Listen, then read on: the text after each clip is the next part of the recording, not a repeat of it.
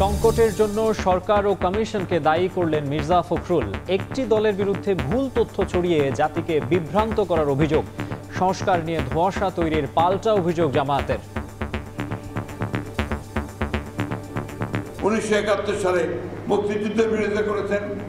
আজকে দয়া করে জনগণ যে নির্বাচন চায় সেই নির্বাচনের বিরোধিতা করবেন না। আজকে যে সংকট তৈরি হয়েছে, এই সংকট সত্যিকার অর্থে তৈরি করেছেন বর্তমান অন্তর্বর্তীকালীন সরকার।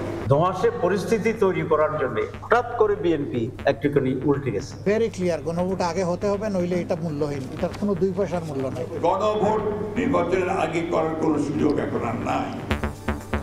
গণভোট ইস্যুতে যে সিদ্ধান্তই হোক, 15 ফেব্রুয়ারির আগেই হবে জাতীয় নির্বাচন। ডিসেম্বরের প্রথমার্ধেই ইসির তফসিল ঘোষণা। যে কোনো ডিসিশনই হোক না কেন, ইলেকশন 15 ফেব্রুয়ারির আগে, ফেব্রুয়ারির প্রথমার্ধে হবে।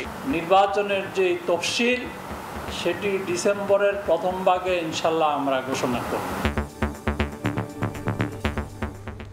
দেখছিলেন প্রধান শিরোনাম। সন্ধ্যার সময়ের সঙ্গে আছে আমি মাকসুম আলম খান। এবারে অন্যান্য শীর্ষ সংবাদ।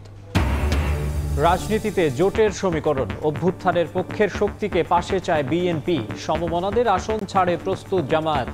কোন দিকে যাবে এনসিপি, ভাবনা চিন্তায় দলটি।